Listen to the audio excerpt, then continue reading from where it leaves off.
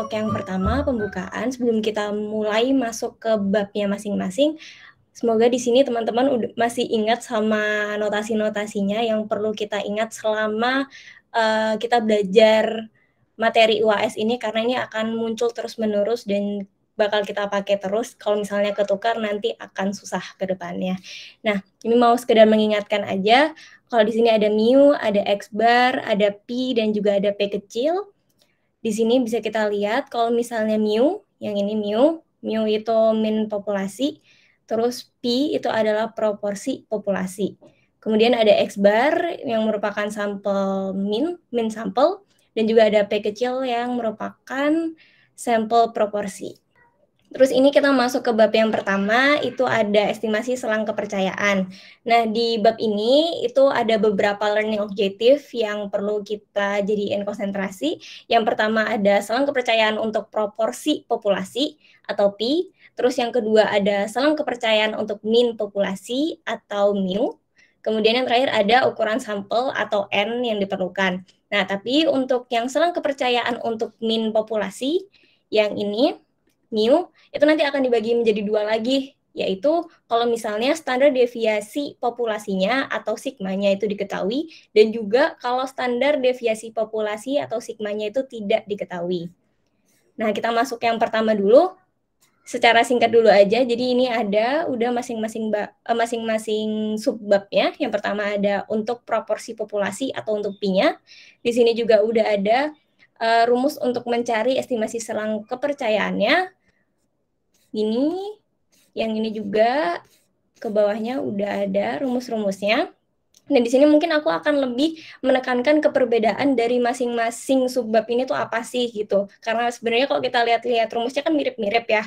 Tapi apa sih yang membedakan masing-masing subbabnya itu sama mereka nggak bisa sama gitu. Nggak bisa disamain. Nah, buat yang proporsi populasi, itu pertama perbedaannya adalah di P-nya. Kalau proporsi populasi, kita mencari selang kepercayaan untuk proporsi populasi atau P, itu kita pakai notasinya P atau proporsi sampel.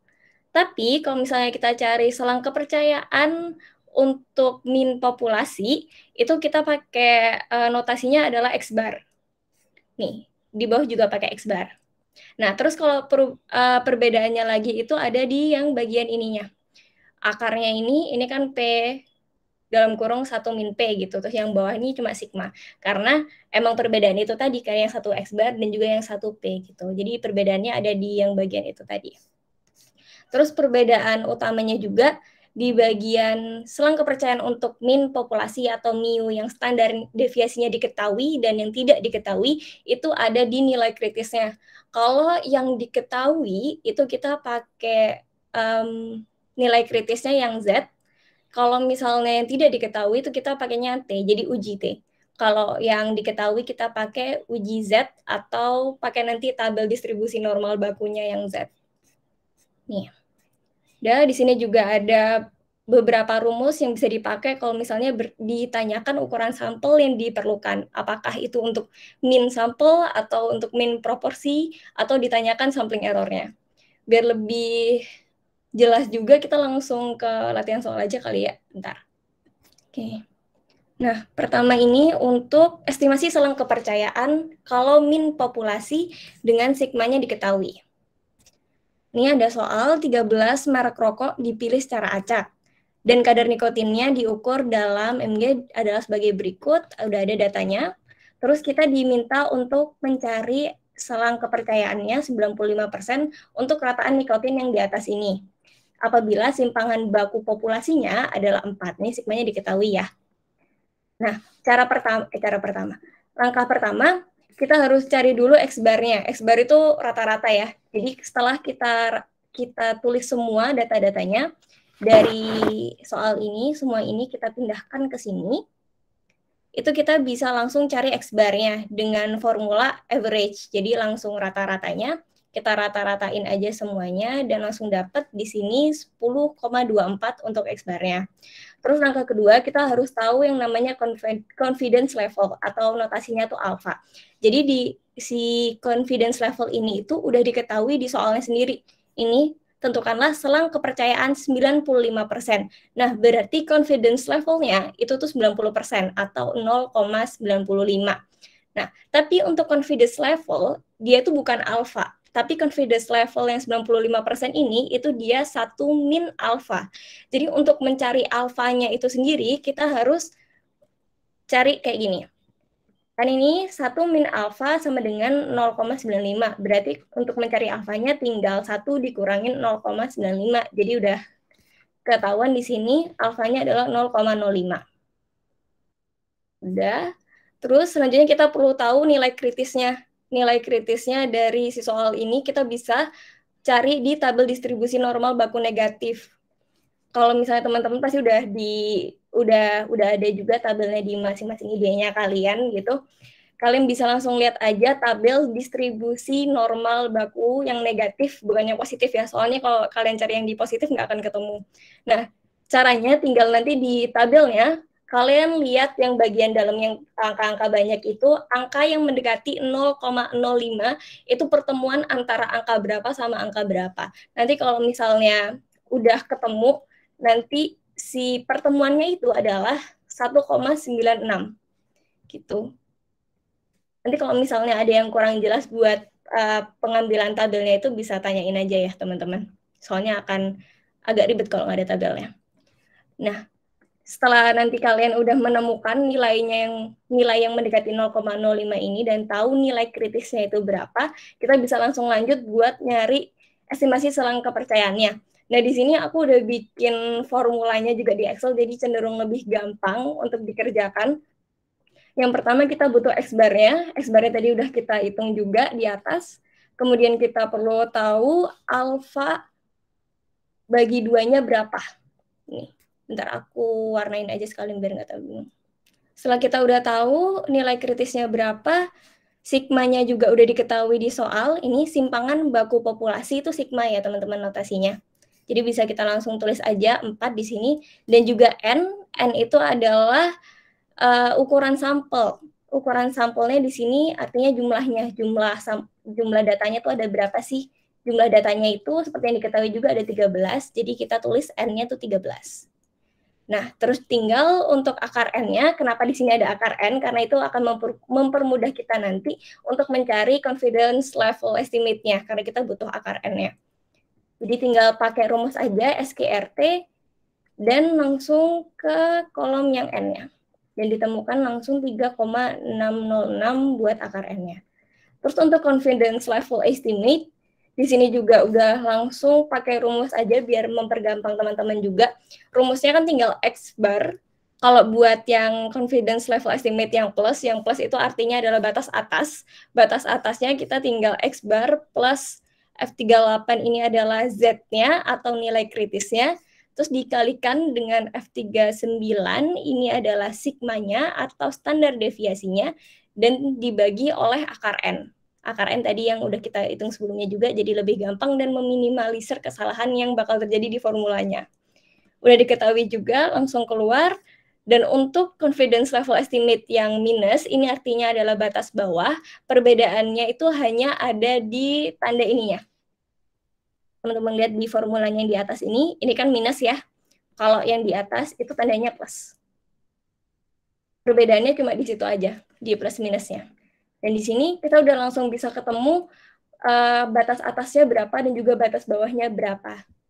Jadi kalau nanti teman-teman diberi soal tentang min populasi yang sigmanya diketahui dan juga data-datanya udah ada juga, teman-teman bisa langsung masukin ke sini dengan formula yang udah jadi juga, jadi mempercepat teman-teman juga buat ngerjain gitu. Mungkin gitu, langsung aku lanjut ke selang kepercayaan yang selanjutnya. Tadi kita udah bahas buat yang sigmanya diketahui. Sekarang kita mau bahas sigmanya yang tidak diketahui. Nih contoh soalnya. Contoh soalnya di sini ada waktu reaksi dari sampel acak sebanyak 9 subjek terhadap suatu obat tercatat sebagai berikut. Di sini ada data-datanya. Kemudian kita diminta untuk menentukan selang kepercayaan 90% untuk rataan waktu reaksi obat yang udah ada di atas. Kita juga ngerjainnya step by step biar mempermudah. Setelah data-datanya kita susun kembali, kita bisa cari X-bar-nya berapa dengan pakai formula average, karena rata-rata. Lalu di sini kan kita belum diketahui ya standar deviasinya berapa karena emang sigmanya tidak diketahui. Sigma di sini tuh maksudnya adalah standar deviasi populasi ya teman-teman. Di sini standar deviasi populasinya tuh emang tidak diketahui. Tapi karena tidak diketahui, kita diperbolehkan untuk memakai standar deviasi sampel. Standar deviasi sampel itu notasinya S. Ini, yang S ini. Nah, kalau standar deviasi populasi itu notasinya sigma.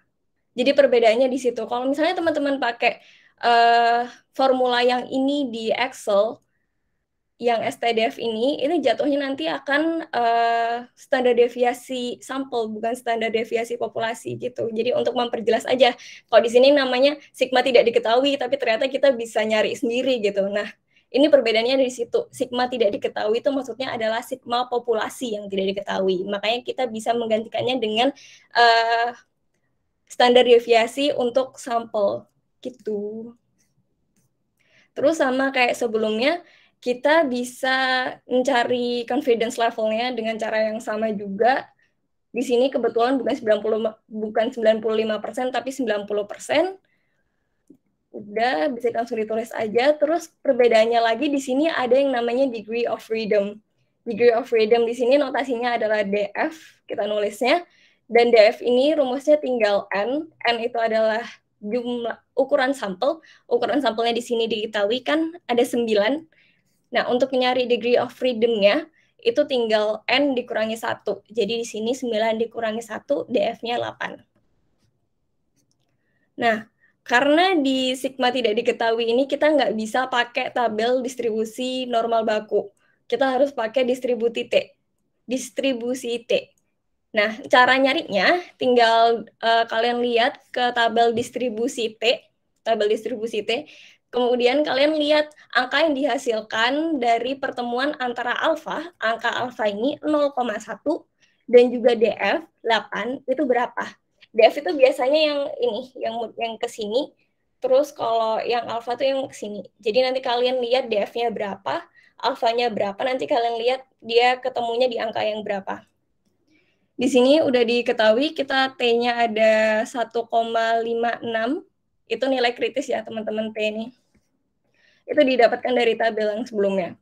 Terus sama seperti soal sebelumnya juga, kita tinggal masukin aja. X-bar-nya udah diketahui, confidence level udah, alpha juga, alpha bagi 2 juga udah. Terus ini nilai kritis juga udah. Nih aku warnain aja biar mempertajam. Ini nilai kritisnya. Kemudian N-nya juga diketahui, DF-nya diketahui, akar N-nya juga tinggal diakarin aja dari N gitu pakai SQRT. Terus buat confidence level estimate-nya juga perbedaannya sama kayak tadi, bedanya cuma di plus minusnya aja. Ini plus, kalau yang di bawah ini minus. Ini. Nah, tinggal dimasukin aja sesuai rumusnya. Dan nanti teman-teman langsung dapat batas atasnya itu adalah 3,63 dan juga batas bawahnya adalah 2,76. Kita lanjut lagi ke sub yang kedua, itu estimasi selang kepercayaan untuk proporsi populasi. Tadi min populasi, sekarang proporsi populasi atau pi. Kita jawab, oh ya, oke, sorry. Untuk soalnya sendiri ada pada sampel acak berukuran 500 keluarga diperoleh informasi bahwa sejumlah 340 keluarga memiliki TV layar datar. Nah, kita diminta untuk tentukan selang kepercayaan pada alfanya itu 0,05 untuk proporsi keluarga yang memiliki TV layar datar. Seperti sebelumnya kita step by step, tapi perbedaannya di sini adalah kita perlu hitung dulu proporsinya.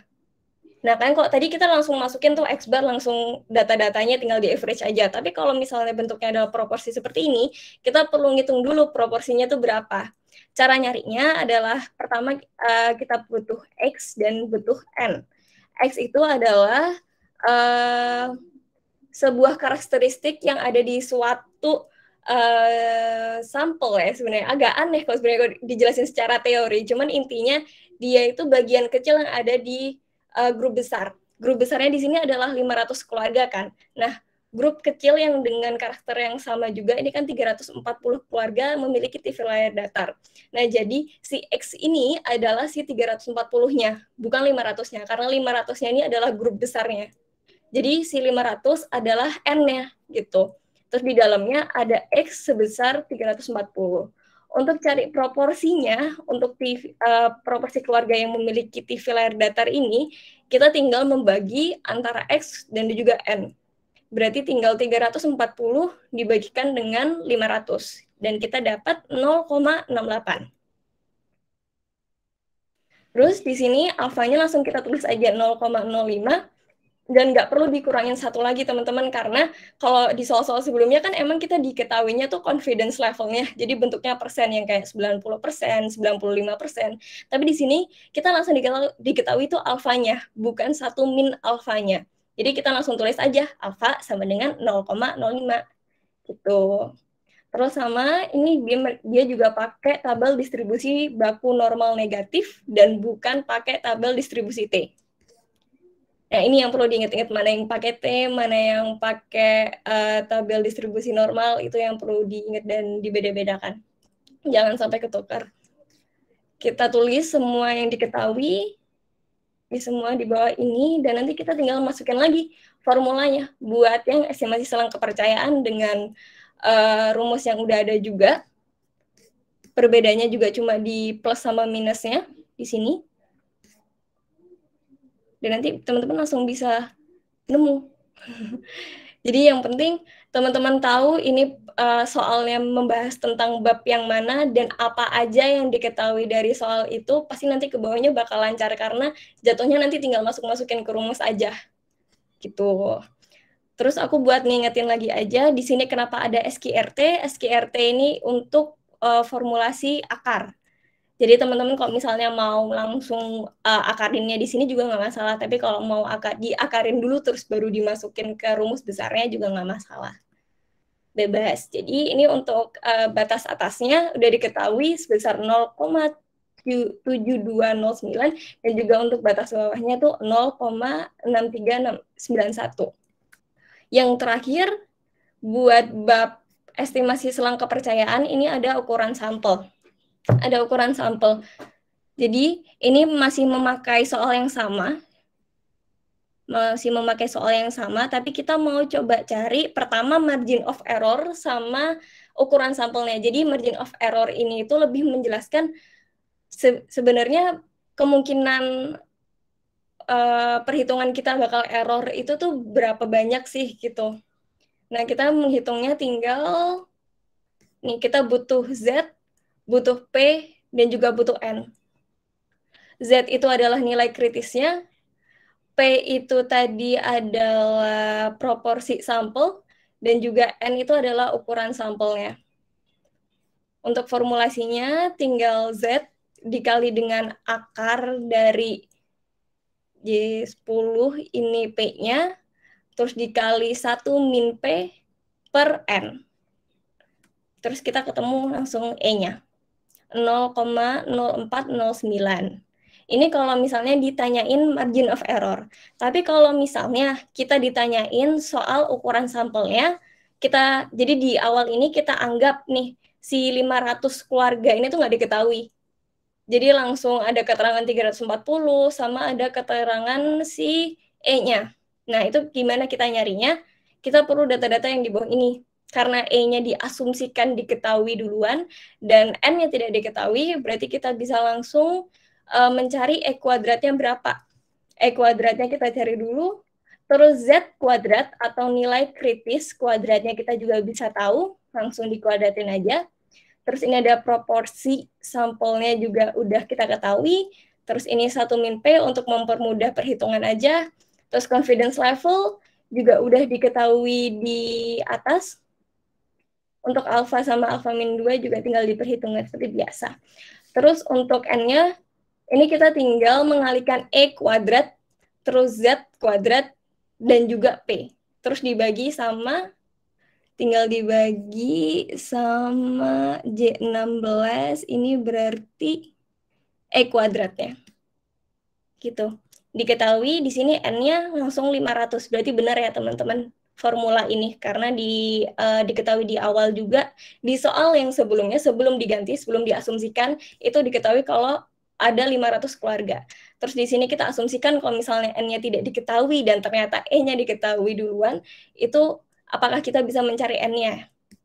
Di sini kita udah bisa cari N-nya 500. Nah, formulasi untuk N yang ada di sini itu adalah untuk proporsi sampel, bukan min sampel. Jadi kita pakai yang di bawah ini, bawah kanan. Sampling error untuk proporsi sampel. Jadi kalau misalnya yang ditanyakan nanti untuk min sampel, teman-teman pakai yang di sini, yang sebelah kiri.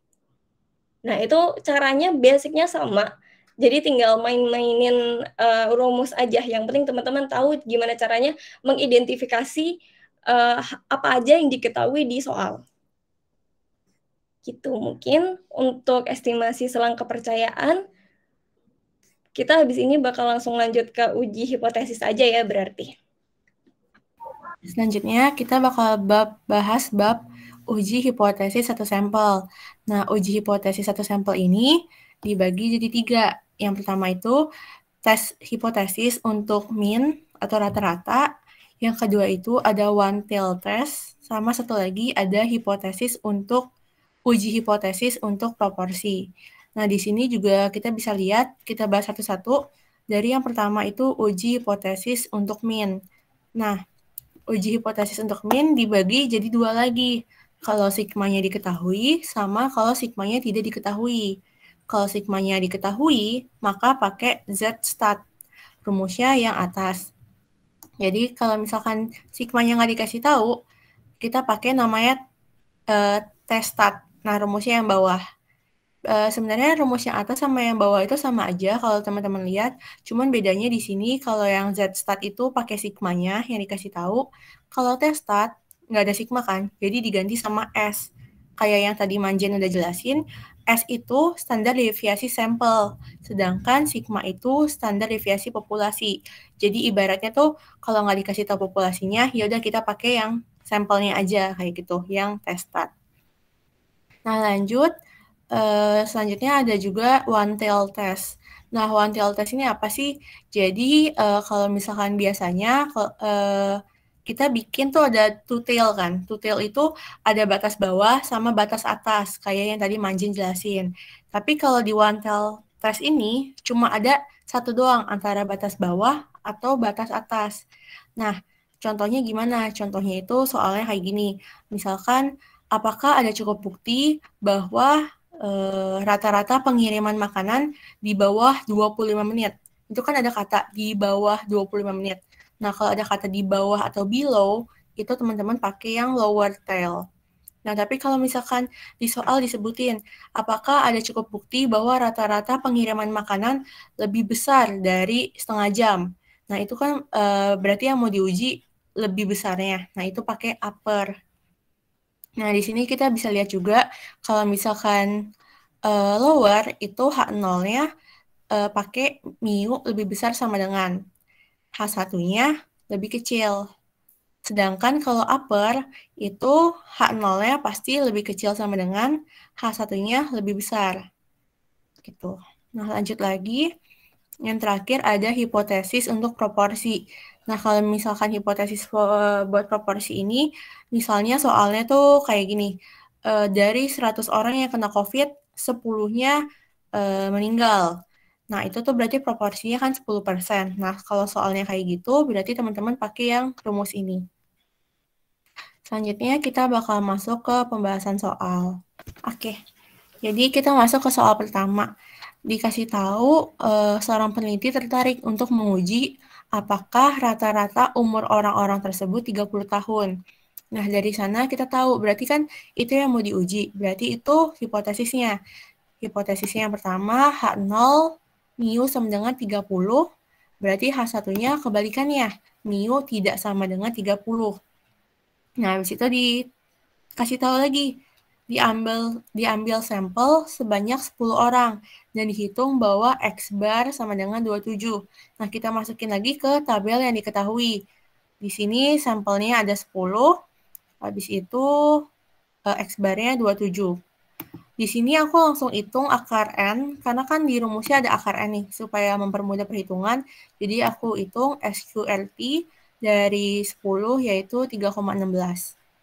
Habis itu dikasih tahu lagi, asumsikan data berasal dari distribusi normal dengan sigma kuadrat sama dengan 20. Berarti ini kan sigmanya dikasih tahu. Karena sigmanya dikasih tahu, makanya kita pakai Z-stat ini. Pakai Z-test. Nah, di sini tapi harus diperhatiin, itu yang dikasih tahu adalah sigma kuadrat. Sedangkan di rumus kita lihat, rumusnya itu sigma doang. Jadi kita harus akarin sigma kuadratnya dulu supaya jadi sigma. Jadi ini dari yang 20 kita akarin, jadi dapatlah sigmanya itu 4,4721. Udah tahu semuanya, udah dapat. Kalau gitu kita masuk ke step 1. Step 1 itu cari dulu zat kritisnya. Zat kritis ini dapat dari mana? Zat kritis itu dapat dari tabel. Kayak yang tadi Manjen udah jelasin juga. Di tabel ini kita lihat dikasih tahu selang kepercayaannya 95%, berarti alfanya itu 0,05. Tapi perlu diingat karena ini posisinya tuh tail, itu jadi harus Z alfa per 2. Jadi 0,025 dibagi 2 lagi gitu. Nah, dari situ dapatlah di tabel 1,96. Udah dapat 1,96, kita masuk ke step 2. Step 2 itu hitung Z-statnya. Hitung Z-statnya, ikutin rumus yang ada di atas ini. Jadi tinggal masukin aja X bar-nya 27, dikurangin mu-nya 30, dibagi sigmanya udah dapat tadi 4,4721 dan N-nya itu udah dapat juga akar N-nya 3,16. Jadi dihitung kayak gini, dapatlah jawabannya yang pink ini. Minus 2,12. Nah, kita udah dapat dua angka nih. Ada yang 1,96, ada yang minus 2,12. Ini kita bandingin dua-dua ini. Di sini aku bikin gambar supaya lebih gampang ngertiinnya. Maaf juga emang gambarnya jelek. Jadi di sini kita bisa bikin dulu nih garis bawah sama titik atasnya tuh berapa. Di sini kan Z kritisnya 1,96. Berarti aku bikin garis bawahnya itu minus 1,96, garis atasnya 1,96. Setelah bikin garisnya itu yang bentuknya kayak setengah lingkaran, nah aku cari tahu nih, titik minus 2,12 itu di mana? Ternyata pas digambar, minus 2,12 itu ada di ujung kiri. Nah, di ujung kiri itu daerah yang ditolak. Jadi bisa kita lihat juga daerah yang biru, yaitu range dari minus 1,96 sampai 1,96 itu diterima. Tapi di luar dari itu, entah itu lebih besar dari 1,96 atau lebih kecil dari 1,96, mereka itu ditolak karena mereka di daerah yang merah. Nah, maka dari itu kita bisa ambil kesimpulan menolak H0. Nah, setelah menolak H0, kita bikin interpretasi. Tadi kan di awal kita bilang nih, kalau H0 itu hipotesisnya mu sama dengan 30. Karena kita menolak H0, berarti kita ambil H1. H1 mu tidak sama dengan 30. Nah, dari hipotesis ini tinggal kita jabarin aja kata-katanya, bikin jadi kalimat. Nah, kalimatnya itu ada cukup bukti bahwa rata-rata umur orang dari populasi tersebut tidak sama dengan 30 karena menolak H0 kan, jadi H1 yang diambil. Kayak gitu. Nah, selanjutnya aku ke test tab. Jadi di sini soalnya dikasih tahu ada beberapa angka, terus dikasih tahu bahwa rata-rata volume produksi minyak bumi itu 165 M. Nah, ini berarti hipotesisnya yang mau diuji. Jadi kita tulis dulu uji hipotesisnya H0 sama dengan mu sama dengan 165, H1 itu mu sama dengan mu tidak sama dengan 165. Nah, dari sini kita cari tahu lah apa yang bisa kita pakai angkanya. Jadi kita tulis dulu angkanya semua biar bisa diolah. Kita salin aja ke bawah, habis kita salin kayak gini. Kita cari tahu nih X bar-nya berapa. Cara cari tahu X bar tinggal average dari semuanya. Jadi average terus kita drag datanya. Habis itu kita tahu juga mu-nya 165 dari sini, dari yang uji hipotesis. Terus di sini kita nggak dikasih tahu sigmanya berapa, nggak dikasih tahu standar deviasi populasinya berapa. Oleh karena itu kita pakai standar deviasi sampel atau istilahnya S besar. Nah, cara carinya gimana? Cara carinya ini kita pakai rumus Excel juga kayak yang dipelajarin sebelum UAS yang buat UTS. Nah, itu rumusnya standar deviasi titik S, terus tinggal drag lagi juga. Nah, dapatlah S yaitu 55,871. Habis itu N-nya dapat 11, caranya dihitung aja 1, 2, 3, 4, 5, 6, 7, 8, 9, 10, 11, ada 11 data, terus tinggal diakarin, akar dari 11, supaya gampang kan nanti masukin ke rumus ya. Terus kita cari tahu DF-nya, DF itu rumusnya N kurang 1, N-nya 11, 11 kurang 1 sama dengan 10, dan di sini dikasih tahu alfanya 5%, kalau alfanya 5% berarti selang kepercayaannya 95%, gitu. Nah, caranya sama lagi, ada 3 step. Yang pertama, cari tahu dulu T kritisnya berapa. T kritisnya itu sama lagi, lihat ke tabel distribusi. Tapi kalau misalkan tadi kan tabel distribusi X. Nah, ini berarti cari di tabel distribusi T. Terus ingat juga, T itu T alfa per 2. Terus selang kepercayaannya 95%, atau berarti 0,025, karena kan 0,05 dibagi 2, alfa per 2. Jadi 0,025 10 itu DF-nya. Nah, dari tabel itu dapatlah T kritisnya 2,2281. Nah, selanjutnya udah dapat T kritis, kita simpan. Selanjutnya kita hitung T statnya. Sorry, ini belum diganti. Hitung T statnya. Nah, T statnya itu ikutin rumusnya yang ada di atas ini. Pindahin kali ya, biar lebih enak. Nah, di sini tinggal kita masukin dari yang udah diketahui.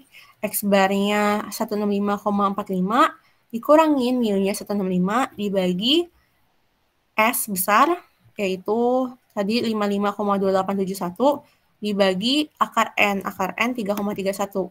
Jadi dapatlah T-statnya itu 0,027. Ini T-stat. Nah, udah dapat kayak gini, sama lagi kita gambar lagi. Di sini kita gambar ujung-ujungnya itu dari T kritis. Jadi batas bawahnya minus 2,228 dari yang pink atas ini. Terus batas atasnya positif 2,228. Terus baru kita lihat nih, si T-stat itu ada di daerah mana. Ternyata dia masuk ke daerah tengah-tengah, masuk range yang biru, 0,027. Nah, karena dia masuk ke range yang warna biru, maka kesimpulannya menerima H0. Jadi kalau daerah merah menolak H0, daerah biru menerima H0. Di sini kita bisa langsung interpretasiin sesuai sama uji hipotesis yang di atas, mu sama dengan 165 meter kubik. Nah, tinggal kita ubah jadi kalimatnya. Kalimatnya, ada cukup bukti bahwa rata-rata volume produksi minyak bumi di reservoir Jatibarang sama dengan 165 m kubik. Terus lanjut, ada uji hipotesis proporsi. Nah, proporsi ini kayak yang tadi aku udah contohin, dikasih tahu bahwa dari 13 kematian, 5-nya gara-gara kanker. Terus mereka teliti lagi lah, ternyata pas udah diteliti, pihak otoritas kesehatan mengklaim bahwa 20%-nya mati emang gara-gara kanker, gitu. Nah, jadi di sini kita tahu uji hipotesisnya 20%. 20% ini karena di soal dia bilang, pihak otoritas mengklaim bahwa sekitar 20%. Nah, sekarang kita mau uji apakah klaimnya dia benar atau enggak 20%. Nah, setelah itu kita cari tahu lagi yang diketahuinya. Di sini dikasih tahu ada 13 sampelnya. Terus proporsinya itu kan yang mati tadi 5 gara-gara kanker dari 13. Jadi 5/13 dapat 0,3846. Itu P-nya. Nah, terus selanjutnya cari tahu P-nya. P-nya itu kalau yang di sini yang gambarnya ini nih. Yang kayak gitu itu P. P-nya 20%. Dan selang kepercayaannya dikasih tahu, ini kan alfanya 0,05. Berarti selang kepercayaannya 95%. Terus dicari tahu lagi pakai 3 step. Yang pertama cari tahu Z kritisnya. Sama lagi lihat tabel Z alfa per 2 95%. Dapatlah ini 1,96. Dan 1,96 ini emang sering keluar. Jadi teman-teman mungkin bisa hafalin juga karena ini beberapa kali keluar sih di soal-soal. Terus kedua, tinggal hitung Z-stat-nya pakai rumus ini. Tinggal hitung, masukin semuanya, dapatlah 1,664. Terus baru digambar lagi kayak gini. Oh, ternyata dia masih ada di antara batas bawah dan batas atas. Karena masih di antara, jadilah dia menerima H0, karena masih di daerah biru. Nah, interpretasinya, ada cukup bukti bahwa klaim otoritas kesehatan disebabkan oleh kanker sebesar 20%, kayak gitu.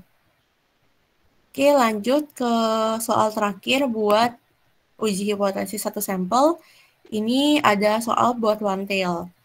Boleh teman-teman baca juga soalnya. Di sini dibilangin kalau misalnya kita mau menguji nih, apakah rata-rata pengiriman has been reduced below 25. Has been reduced tuh berarti kan udah diturunin belum sampai di bawah 25. Nah, kita mau uji itu. Nah, makanya karena ada kalimat has been reduced below, itu menunjukkan bahwa kita pakai yang lower tail test. Nah, lower tail test ini bisa teman-teman lihat di screenshotan PPT ini.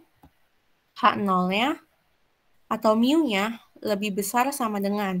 Berarti di sini lebih besar sama dengan 25.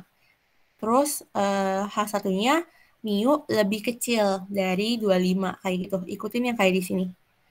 Terus sudah kayak gitu, kita isi lagi yang diketahuinya. Di sini dikasih tahu sampelnya 36 order. Terus aku langsung hitung akar N-nya, tinggal SQRT, dapatlah 6. Terus cari lagi X-bar-nya. X-bar-nya itu dikasih tahu di sini juga 22,4, sampel min. Terus abis itu dikasih tahu lagi S-nya itu 6, mu-nya 25, sama selang kepercayaannya 95% atau 0,05. Kayak gitu. Nah, tapi di sini teman-teman harus perhatiin, karena ini one tail, jadi Z alfanya nggak usah dibagi 2. Kalau sebelum-sebelumnya kan selalu dibagi 2 tuh. Misalkan Z alfanya 0,05. Berarti 0,05 harus dibagi 2 jadi 0,025 gitu. Nah, tapi karena ini one tail, cuma satu ekor doang, jadi nggak usah dibagi 2. Gitu. Jadi langsung kita pakai aja yang 0,05 ini. Terus DF-nya kita cari tahu, DF-nya itu N kurang 1, N-nya 36, 36 kurang 1, dapatlah 35. Terus pakai 3 step lagi. Stepnya di sini cari tahu Z kritisnya, lihat di tabel Z alpha 95%. Tapi perlu diingat di sini, ini nggak dibagi 2 Z alfanya. Jadi dapatnya 1,68. Kalau tadi kan 95% tapi dibagi 2 jadi 1,96. Karena ini nggak dibagi 2, jadi hasilnya angkanya beda, 1,68 yang ini. Terus step 2-nya pakai rumus yang di atas, tinggal masukin X-barnya 22,4, terus dikurangin mu-nya 25 dibagi S kurang akar N, berarti 6 dikurangi 6. Nah, dapatlah di sini minus 2,6. Nah, terus kita bikin gambarnya lagi. Cuman di sini perlu teman-teman perhatiin, gambarnya dia tuh agak beda sama yang sebelum-sebelumnya. Kalau yang sebelum-sebelumnya kan ada 2, batas bawah, batas atas. Nah, kalau ini tuh nggak ada 2 gitu, cuma 1 batasnya. Batasnya ini yang ini doang. Kalau teman-teman lihat di PPT, yang tulisannya critical value doang. Jadi kalau misalkan angkanya di kiri, langsung di reject. Kalau angkanya di sebelah kanan dari critical value, do not reject atau terima. Nah, karena itu kita lihat nih angkanya di sebelah kiri apa di sebelah kanan.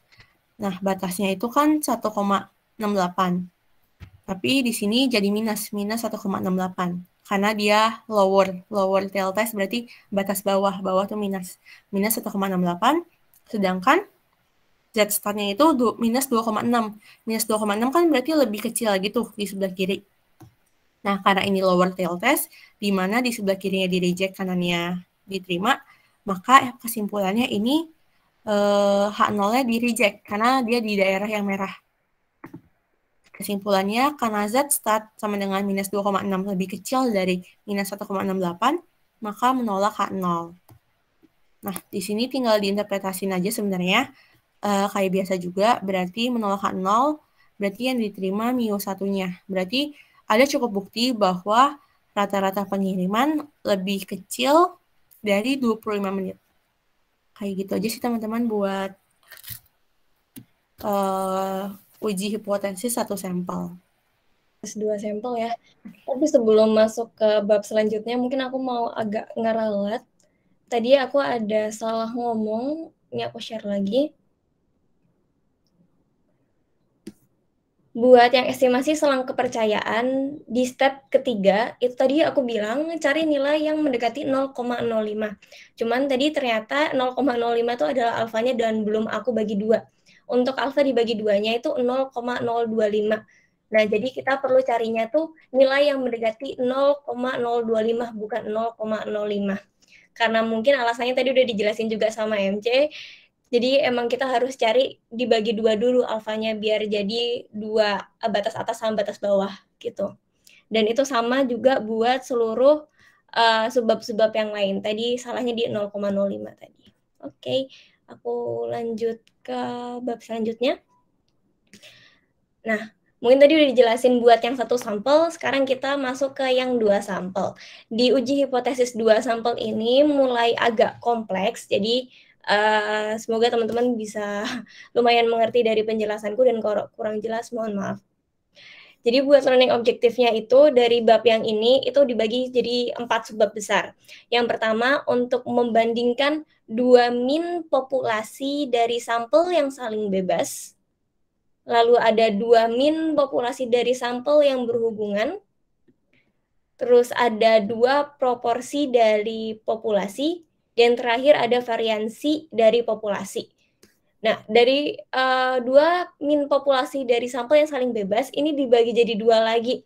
Ada yang standar deviasinya diasumsikan sama, ada yang diasumsikan beda. Karena pada uji hipotesis yang ini, pada 2 min sampel yang saling bebas, itu standar deviasinya nggak akan diketahui. Nggak akan diketahui sama sekali di soal, dan jadi kemungkinannya cuma ada 2, kita anggap sama atau kita anggap beda. Itu nanti ada keterangannya di soal, kita disuruh pakai yang mana. Nah, untuk yang pertama, biar lebih terbayang apa perbedaan dari masing-masing subbabnya ini, contohnya kalau buat uji hipotesis membandingkan 2 min populasi dari sampel yang saling bebas, itu contohnya kalau kita lagi membandingkan rata-rata grup kedua dan grup pertama. Jadi grup pertama dan grup kedua ini asing, jadi mereka nggak saling silang atau saling berkelanjutan gitu. Jadi emang beda, kita membandingkan 2 grup yang berbeda gitu. Terus kalau yang 2, ini 2 min populasi dari sampel yang berhubungan. Dari sampel yang berhubungan berarti contohnya adalah min grup sebelum treatment dan juga min grup sesudah treatment. Kan sebenarnya grupnya sama kan? Grupnya sama, cuman dalam kondisi yang berbeda gitu. Misalnya before after gitu. Nah, itu nanti masuknya ke 2 min populasi dari sampel yang saling berhubungan. Terus lanjut ke yang 2 proporsi dari populasi, ini cenderung lebih gampang untuk dibedakan karena dia udah jelas-jelas untuk membandingkan antara proporsi grup 1 dan juga proporsi grup 2. Begitu juga variansi dari populasi, mereka membandingkan variasi grup 1 dan juga variasi dari grup 2. Variansi, maaf. Nah, terus ini kita lihat secara sekilas dulu aja buat masing-masing subbabnya. Dari masing-masing subbabnya ini nanti mereka akan punya rules hipotesis yang lumayan berbeda juga. Jadi di sini buat yang sampel yang saling bebas, uji hipotesisnya nanti adalah kayak seperti ini. Kalau teman-teman udah lihat, ini ada grafiknya juga. Ini, dan ini dipakai untuk seluruh uji hipotesis sampel yang saling bebas. Sama. Terus kalau buat yang 2 min populasi yang sampelnya saling berhubungan, itu beda lagi nanti uji hipotesisnya.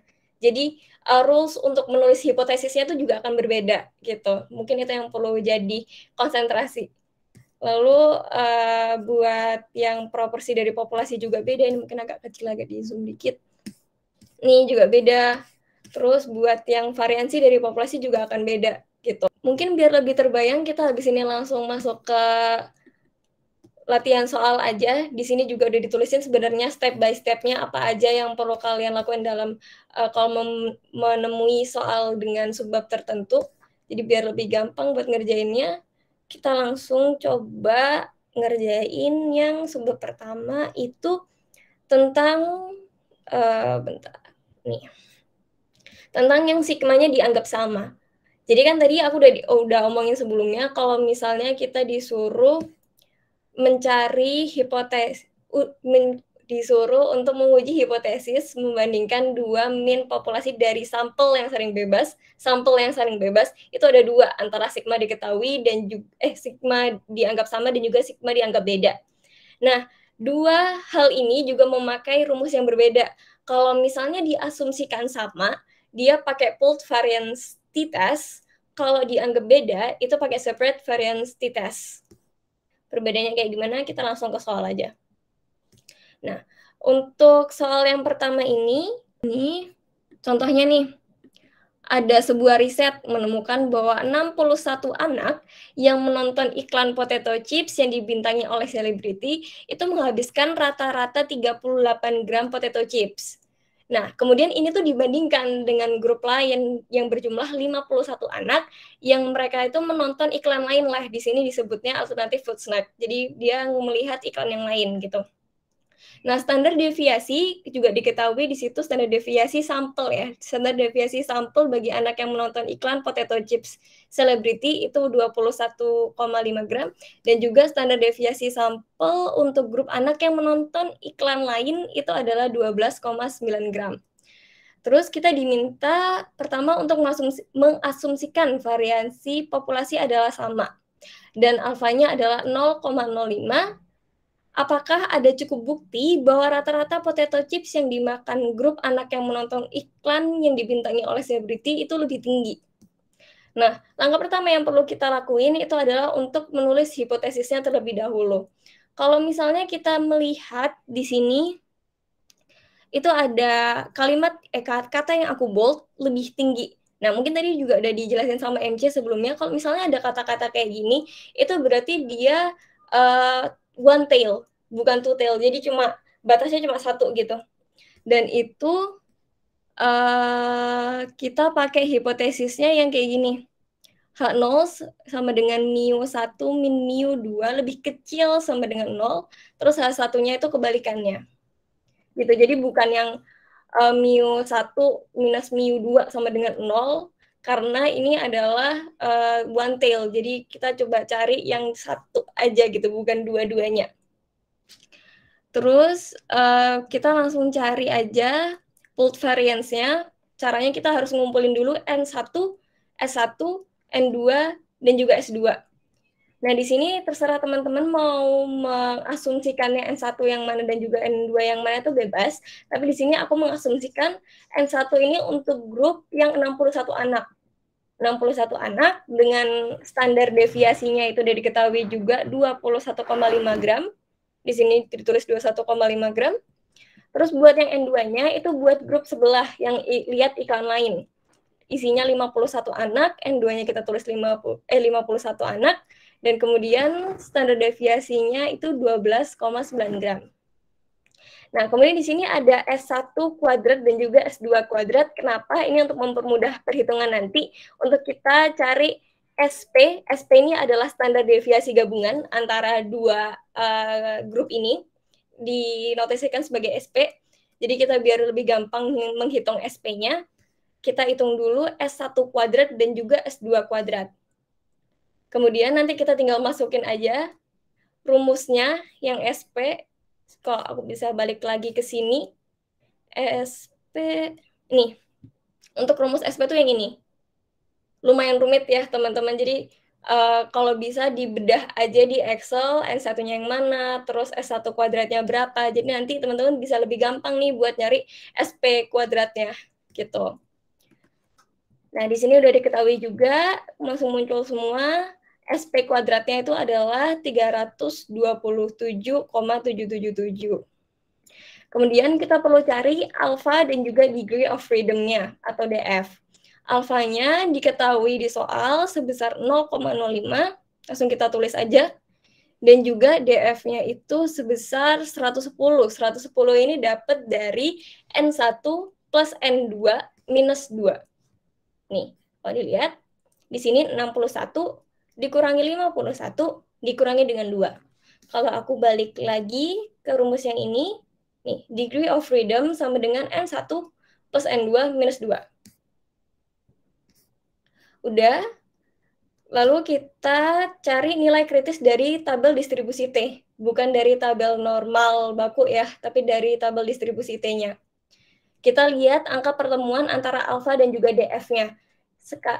Aku tekanin lagi, karena ini adalah uji hipotesis one tail ya, one tail bukan two tail, jadi kita nggak perlu ngebagi alfanya jadi 2. Jadi pakai alfa yang udah ada aja, terus kita pakai alfanya dan juga DF-nya untuk mencari nilai kritis, atau di sini aku notasikan sebagai T aja.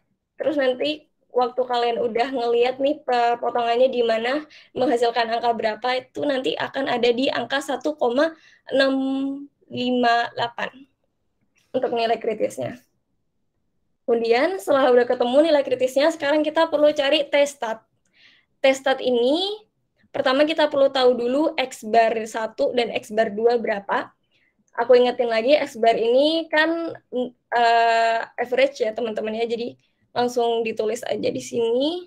Udah diketahui juga nih menghabiskan rata-rata ini. Rata-rata kan berarti minnya 38, sama di sini ada satu lagi menghabiskan 26.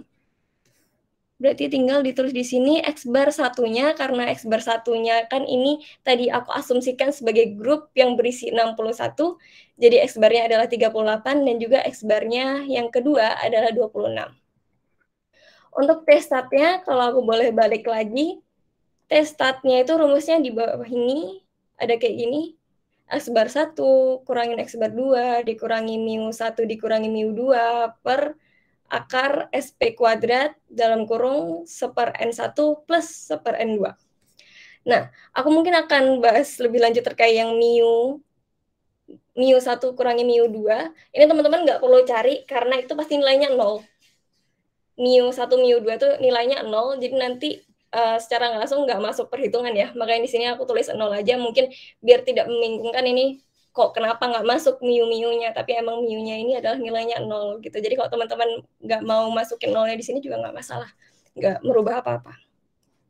Udah, kita masukin ke rumus yang tadi, kita dapat nilainya buat T-statnya adalah 3,493. Terus kita perlu tahu nih, apakah hipotesisnya ini tuh kita tolak atau kita terima. Di sini mungkin tadi udah dijelasin MC secara gambar ya, secara grafik. Tapi mungkin di sini aku bakal jelasin langsung ngelihat ke angkanya. Sebenarnya kalau teman-teman udah bisa langsung membayangkan tanpa menggambar, itu juga bisa langsung gitu teman-teman. Nah, ini di sini aku juga pakai rumus, mungkin biar lebih cepat juga. Di sini bisa teman-teman lihat pertama T-statnya dan juga T-nya. T-nya itu nilai kritisnya ya.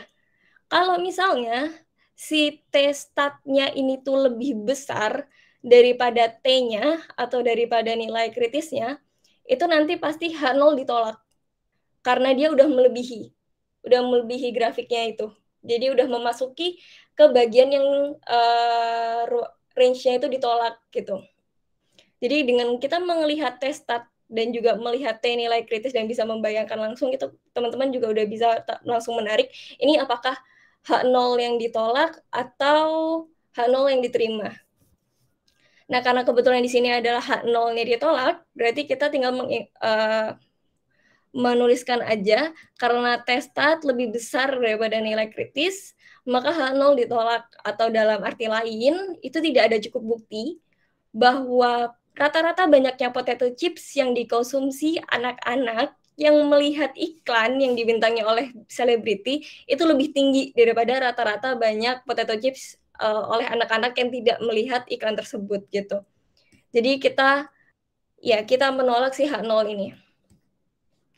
Ini cuma implementasinya aja. Terus di sini B kita diminta untuk mencari estimasi selang kepercayaannya. Kalau tadi sebelumnya aku udah jelasin tentang estimasi selang kepercayaan secara simpelnya ya. Cuman bisa jadi juga dengan soal yang uji hipotesis 2 ini, kita disuruh nyari juga selang kepercayaannya tuh berapa gitu. Nah, untuk mencarinya, di sini udah ada rumusnya juga, udah aku tulis. Sebelum itu kita baca dulu soalnya, kita diminta untuk membuat 95% estimasi selang kepercayaan akan perbedaan yang di atas tadi. Kita tinggal masukin aja, ini tadi ada X bar 1, ada X bar 2, testat, itu kan kita udah semua nyari ya, udah ada di atas, udah ada angkanya juga, jadi kita tinggal masukin nih teman-teman ke rumusnya. Nih, perbedaannya seperti yang aku udah bilang juga, untuk confidence level estimate ini bedanya cuma di plus minusnya aja. Cuman ini aku kebablasan nulis yang bawah harusnya nggak perlu ya, soalnya ini one tail. Makanya ini kan 0,00 batas bawahnya. Soalnya emang ini ujinya satu batas, bukan 2 batas gini. Ini aku tutupin dulu aja biar nggak bikin bingung. Oke. Udah, jadi batas atasnya itu 24. Ditemuin 24,0000. Gitu. Aja buat selang kepercayaannya. Kita lanjut ke kalau sigmanya dianggap tidak sama. Jadi kan tadi kita lagi bahas nih yang ini. Lagi bahas yang ini nih, yang pertama. Uji hipotesis membandingkan 2 min populasi dari sampel yang saling bebas. Buat yang diasumsikan sama kita udah bahas tentang yang pooled variance t-test, sekarang kita mau bahas kalau misalnya standar deviasinya dianggap beda. Nah, kalau dianggap beda, kita pakai caranya bukan pooled variance, tapi kita pakai separate variance.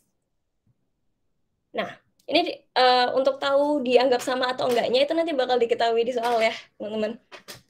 Ini udah ada data berikut menyatakan waktu belajar dalam menit peserta kuliah statistika bisnis menjelang UAS. Ada kelas 1 dan juga ada kelas 2.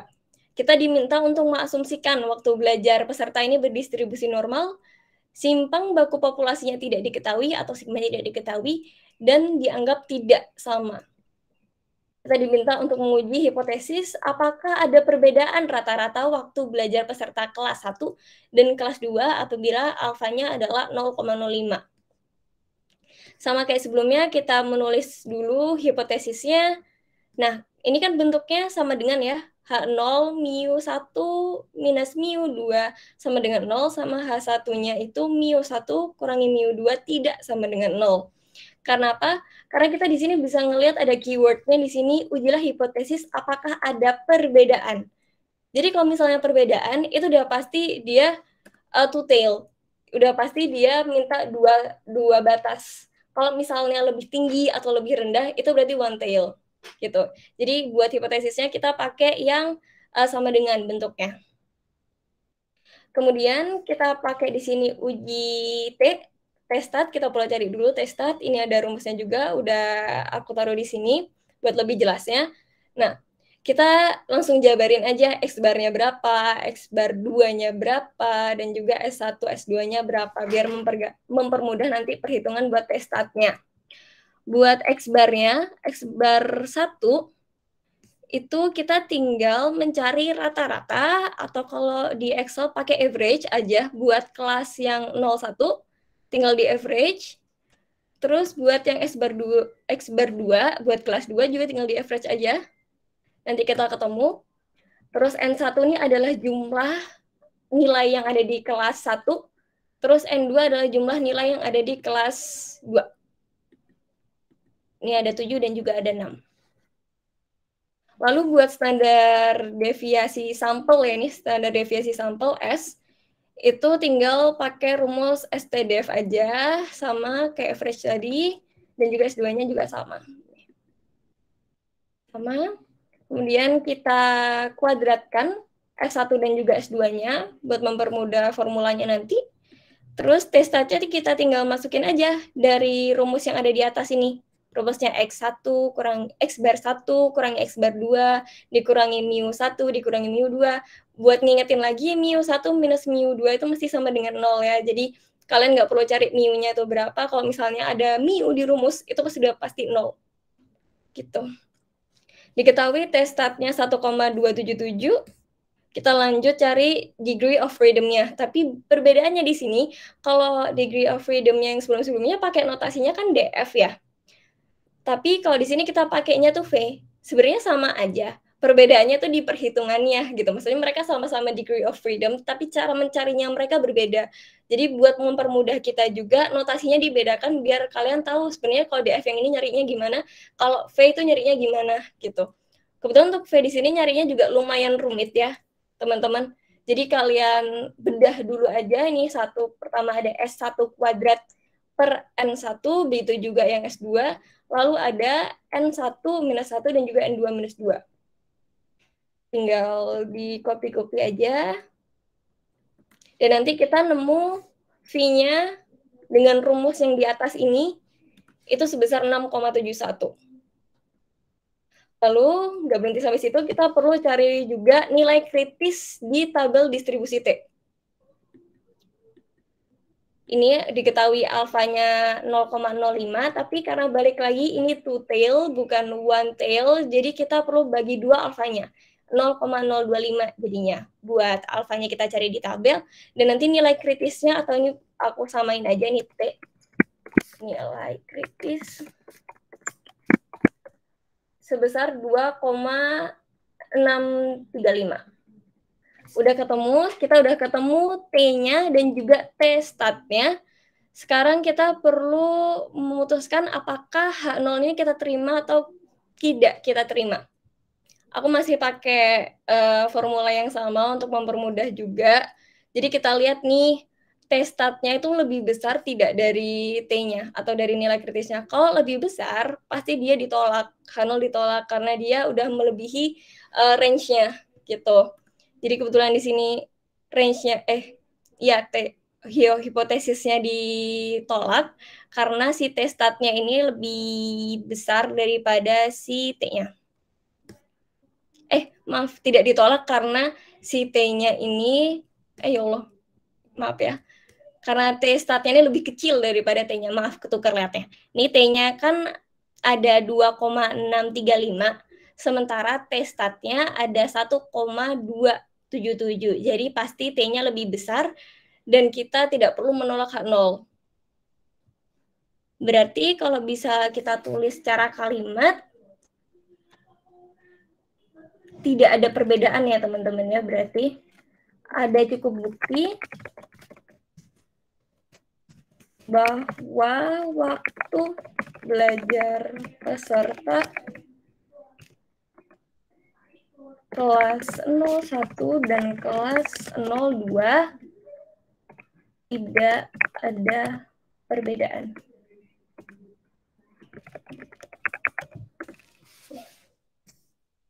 Ya, kita lanjut langsung ke subbab selanjutnya. Aku balik dulu. Tadi kita udah menyelesaikan buat yang pooled variance t-test dan juga separate variance t-test. Sekarang kita masuk yang kedua. Di sini membandingkan dua mean populasi dari sampel yang saling berhubungan. Di sini langsung ada soalnya. Di sini kita dapat satu soal yang dia melakukan suatu percobaan untuk menentukan apakah atmosfer yang bercampur dengan karbon dioksida itu mempengaruhi kemampuan bernafas yang dilakukan terhadap 9 orang. Petugas menghubungkan setiap peserta dengan 2 ruang pernafasan, yang salah satunya mengandung CO yang tinggi, dan dia mengukur pernafasan masing-masing peserta itu di setiap ruangan dengan urutan yang acak. Ini ada data tanpa CO dan juga dengan CO. Udah semuanya ya, dan ini jumlahnya 9, karena ada 9 orang. Kita ditanya kesimpulan apakah yang Anda peroleh kalau misalnya alfanya 0,05. Udah jelas ini kita perlu mencari, perlu mengerjakan uji hipotesis ya berarti. Pertama kita tulis dulu hipotesisnya, apakah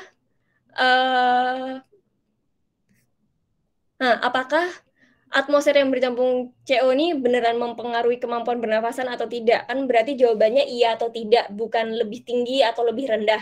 Jadi ini udah jelas kalau ini adalah two tail, bukan one tail gitu. Makanya di sini bentuknya H0 dan juga H1 ini adalah sama dengan. Ini mu D sama dengan 0 ya. Harusnya D-nya tuh kecil di bawah, cuman kalau di Excel nggak bisa tulisannya, jadi ya udah. Ini mu D sama dengan 0 gitu. Terus kedua, kita perlu cari selisih dari masing-masing grup data. Ini kan grup datanya ada yang tanpa CO dan juga dengan CO. Dan juga ada 9 orang. Kita perlu cari nih selisihnya tuh berapa. Selisihnya ini kita notasikan sebagai DI. DI hanya harusnya juga kecil di bawah, cuman nggak bisa. DI, kita tinggal selisihin aja semuanya.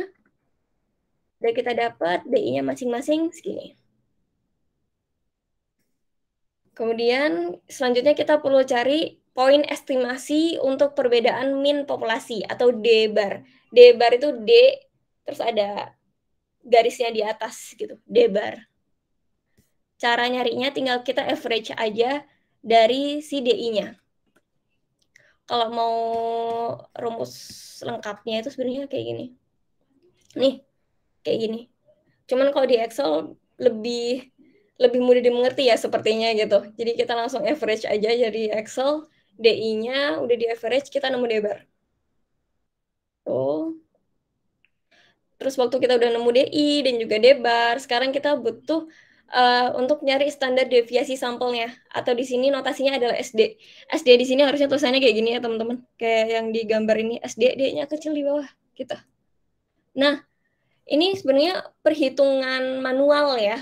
Kalau misalnya teman-teman bikin tabel seperti ini, ada DI, D-bar, terus DI min D-bar kuadrat, itu teman-teman ngitung manual dari yang rumus ini. Cuman kalau mau cepetnya, sebenarnya ada rumus di Excel juga, itu tuh langsung pakai rumus standar deviasi. Ini standar deviasi .s, itu langsung aja drag semua yang ada di DI. Itu nanti hasilnya akan sama dengan teman-teman ngitung manual. Ini aku tadi coba ngitung manual dari sini, baru aku akarin, ketemu 14,387, sama juga kayak gini 14,387 dengan rumus yang berbeda. Jadi kalau teman-teman mungkin lebih nyaman buat nge-breakdown satu-satu, pakailah si tabel ini. Tapi kalau misalnya mau cepet dan udah mengerti langkah-langkahnya tuh seperti apa, pakai rumus yang standar deviasi tadi juga bisa. Gitu. Terus kita perlu cari degree of freedom-nya sekarang, atau DF. Cara cari DF-nya gampang banget, tinggal N-1 aja. N-nya tadi 9, udah diketahui di soal, berarti DF-nya tinggal 9 kurangi 1 sama dengan 8. Setelah itu kita perlu cari nilai kritis dari tabel distribusi T. Diketahui juga di soal kalau alfanya adalah 0,05, tapi balik lagi karena ini adalah two tail, uji two tail bukan one tail, jadi kita perlu bagi 2 alfanya. Jadi 0,025 dan DF-nya 8. Dengan 2 angka ini kita coba cari di tabel distribusi T, pertemuan angka dari mereka ini berapa sih gitu. Nanti kalau udah ketahuan, teman-teman udah nemu, hasilnya akan jadi 2,306 untuk T atau nilai kritisnya. Setelah ketemu nilai kritisnya, kita perlu cari T-statnya juga. T-statnya di sini ada, kita perlu D-bar, perlu mu D, perlu standar deviasi, dan juga butuh N. Seperti yang aku udah bilang, teman-teman, kalau misalnya ada mu di rumus, itu udah pasti 0. Ini makanya di sini 0. Udah, kita masukin aja sesuai rumus. Ketemu T-statnya minus 0,4170. Dan terus kita seperti biasa perlu menentukan apakah ini hipotesisnya kita tolak atau enggak. H0-nya kita tolak atau enggak. Kita lihat lagi T-statnya sama T-nya atau nilai kritisnya. Kalau misalnya si T-statnya ini lebih besar daripada T atau nilai kritisnya, H0 pasti kita tolak. Karena di sini kebetulan adalah tidak lebih besar si T-statnya, berarti H0-nya kita tidak tolak. Atau dalam kata lain, ada cukup bukti. Kita kembali lagi ke soal, ada cukup bukti bahwa atmosfer yang bercampur dengan CO itu mempengaruhi kemampuan bernafas. Gitu. Terus ini hanya tambahan kalau misalnya teman-teman dikasih soal seperti ini yang seharusnya membahas tentang uji hipotesis 2 min populasi dari sampel yang berhubungan, tapi tiba-tiba ditanyain selang kepercayaannya juga, itu bisa dicari dengan rumus ini. Udah ada rumusnya, dan semua atribut yang ada di dalam rumus ini itu udah kita dapat sebelumnya. Jadi kita tinggal masukin ke rumus aja, D-bar, T-nya, SD-nya, dan juga N-nya. Perbedaannya seperti yang aku udah bilang juga hanya di plus sama minusnya ya, buat batas atas sama batas bawah. Di sini diketahui kalau batas atasnya itu ada 9, dan juga batas bawahnya itu minus 13,059. Gitu. Kalau buat 2 min populasi dari sampel yang berhubungan. Terus kita lanjut lagi, tinggal 2 lagi. Sebelum langsung ke sini, aku mau remind lagi, kita berarti udah nyelesain 2 poin. Udah 2 min populasi dari sampel yang saling bebas dan juga dari sampel yang berhubungan. Sekarang kita mulai masuk ke uji hipotesis membandingkan 2 proporsi dari populasi. Bentar, buat sneak peek aja. Nah, nih. Ya, uji hipotesis 2 proporsi dari populasi, seperti biasa udah ada step-stepnya, dan juga perhitungan selang kepercayaannya. Sekarang kita langsung lanjut ke soal. Buat proporsi populasi, di sini ada soalnya. Dalam sebuah studi, akan diuji apakah ada perbedaan proporsi antara wanita yang bekerja di bidang teknik dan di bidang ilmu alam.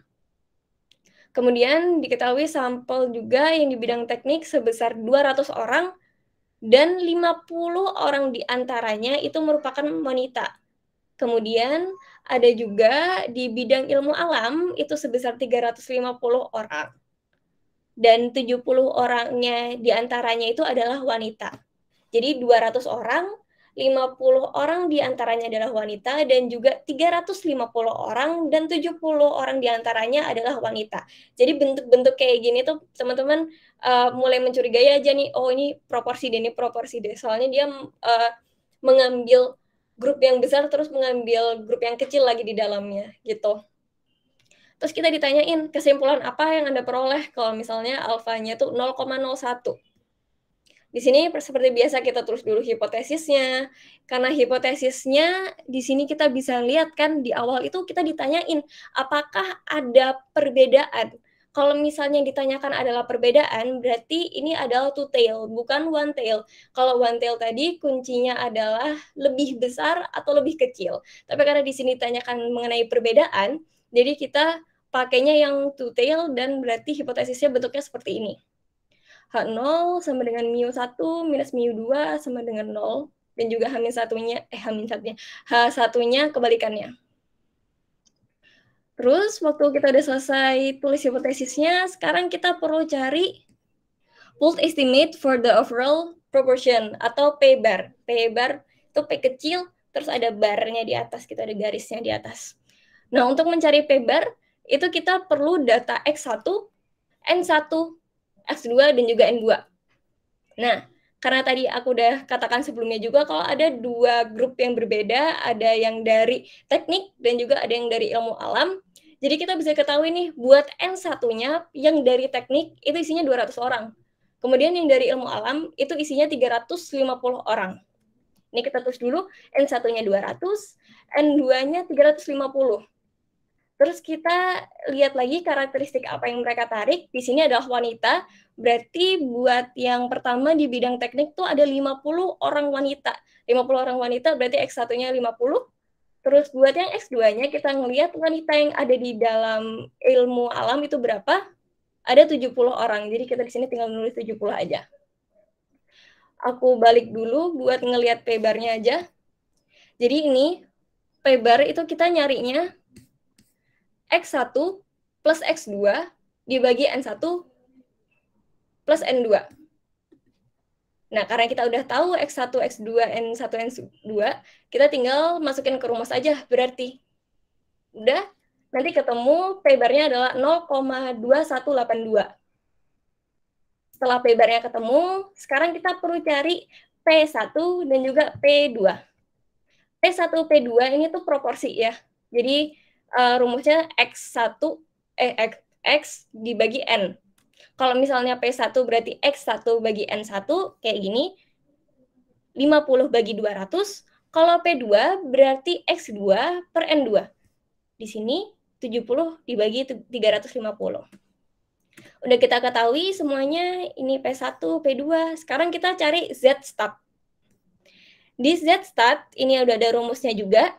Kita breakdown seperti biasa, P1 min P2-nya berapa, mu1 kurangi mu2 berapa, buat ngingetin lagi, mu pasti hasilnya 0 ya teman-teman, jadi nggak perlu dicari, mu 0.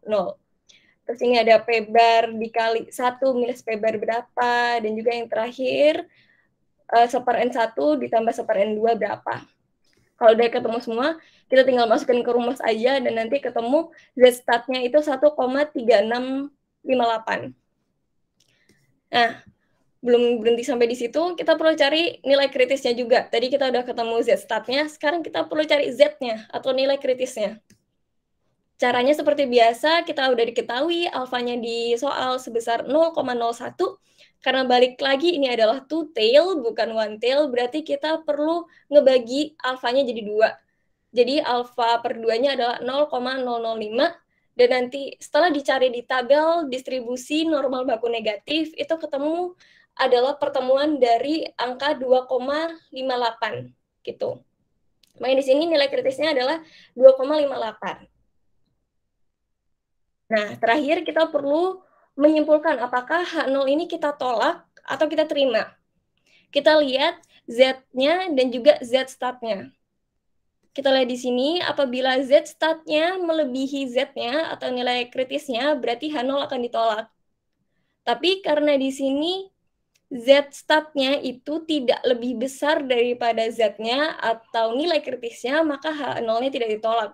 Atau dalam kata lain, ada cukup bukti bahwa tidak terdapat perbedaan proporsi antara wanita yang bekerja di bidang teknik dan yang bekerja di bidang ilmu alam. Jadi dikembalikan lagi ke soal. Gitu. Terus di bawah ini juga ada perhitungan selang kepercayaan dengan rumusnya ada yang kayak gini. Ini kan atributnya kita udah diketahui semua ya teman-teman, jadi tinggal masukin aja. Kita tinggal masukin aja ke rumusnya yang di Excel. Ini aku breakdown sedikit biar meminimalisir kesalahan. Nanti kalau udah dimasukin ke rumus, nanti teman-teman dapat buat batas atasnya itu adalah 0,146 dan juga batas bawahnya itu sebesar minus 0,046. Itu buat selang kepercayaannya. Lalu buat sub yang terakhir, aku balik dulu ke sini. Balik lagi ke sini. Kita udah bahas nomor 1, 2, 3, dan sekarang tinggal yang terakhir, kita tinggal menguji hipotesis membandingkan variansi dari populasi. Buat sneak peek aja. Buat variansi dari populasi, caranya tidak jauh berbeda, cuman mungkin yang perlu aku highlight di sini, yang udah aku omongin juga sebelumnya, adalah hipotesisnya yang berbeda. Gimana cara kita menuliskan hipotesisnya dan rules-nya seperti apa itu yang berbeda. Dan juga di sini ada muncul baru namanya uji F. Di sini ada F-stat, kita langsung masuk aja ke soal. Di sini ada soalnya untuk variansi populasi, diketahui konsentrasi dari zat-zat padat yang dikandung air sungai merupakan karakteristik lingkungan yang penting nih. Berdasarkan dari survei di beberapa lokasi di 2 provinsi yang berbeda, itu diperoleh konsentrasi zat padat dalam ppm satuannya untuk sungai-sungai tersebut sebagai berikut. Nih, yang aku blok. Oh, oke. Nggak kelihatan gini. Oke. Ini terus dengan taraf keberartian 2% dan di bawah asumsi normal, kita perlu menguji apakah variansi konsentrasi zat padat sungai-sungai ini itu berbeda. Seperti biasa, kita tulis hipotesisnya dulu. Nah, di sini hipotesisnya langsung aku tulisin kayak gini, karena kalau misalnya aku tulis manual itu nggak sesuai sama notasi awalnya, jadi takutnya malah tambah bingung, jadi aku screenshot aja. Untuk H0-nya, ini ada sigma sama dengan sigma 2, H1-nya juga kebalikannya. Kenapa kita bisa milihnya yang sama dengan balik lagi ke soal, kita lihat kalau di sini kita perlu menguji apakah variansi konsentrasi zat padat sungai-sungai itu berbeda, bukan lebih tinggi atau lebih rendah. Kalau misalnya lebih tinggi atau lebih rendah, kita pakainya yang two tail. Gitu. Pakainya yang one tail, tapi karena ini kita disuruh cari perbedaan atau persamaan, ya berarti itu kita pakainya yang two tail. Udah. Dan kita perlu mencari F-stat-nya sekarang. Di F-stat ini mulai muncul rules yang agak berbeda ya daripada uji hipotesis yang sebelumnya, dan mungkin akan membutuhkan waktu untuk menyerap juga, jadi aku akan pelan-pelan. Buat F-stat sendiri secara rumus seperti ini, S1 kuadrat dibagi S2 kuadrat.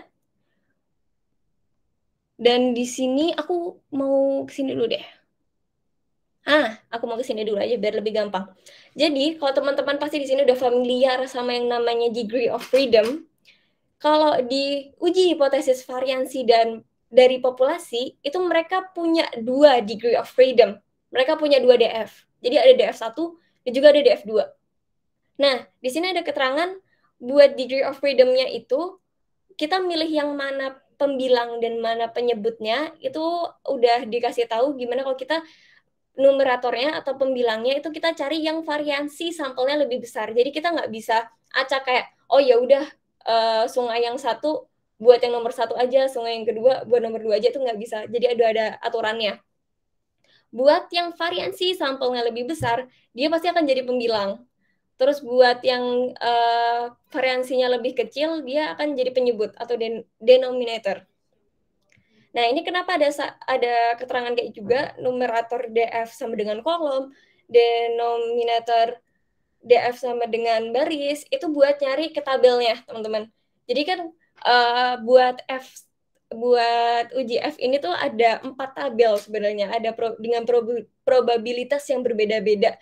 Dan itu cukup banyak, tapi nanti ada short way-nya yang bisa kita lihat langsung di Excel.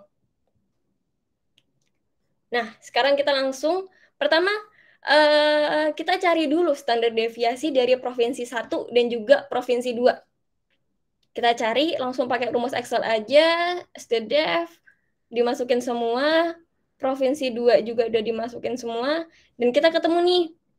Kita bisa lihat kalau standar deviasi yang lebih tinggi kan yang provinsi 1.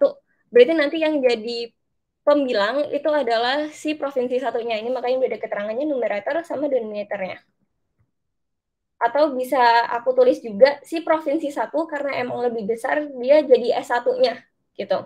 S1 kuadrat di sini bisa langsung aku cari dengan standar deviasinya provinsi 1 dikuadratin. Terus S2-nya juga tinggal yang dari provinsi 2 dikuadratin. Terus untuk nyari F-statnya tinggal kita bagi aja. S1 kuadrat dibagi S2 kuadrat. Ketemu, agak banyak ya, ini biar nggak bikin pusing kita gini aja kali. Oke. Nah, ini. Terus setelah kita udah dapat F-statnya, kita perlu cari juga degree of freedom-nya. Buat catatan juga, degree of freedom-nya kita di sini punya 2. Yang pertama DF1 dan juga DF2. Kita perlu cari dulu nih N1 berapa.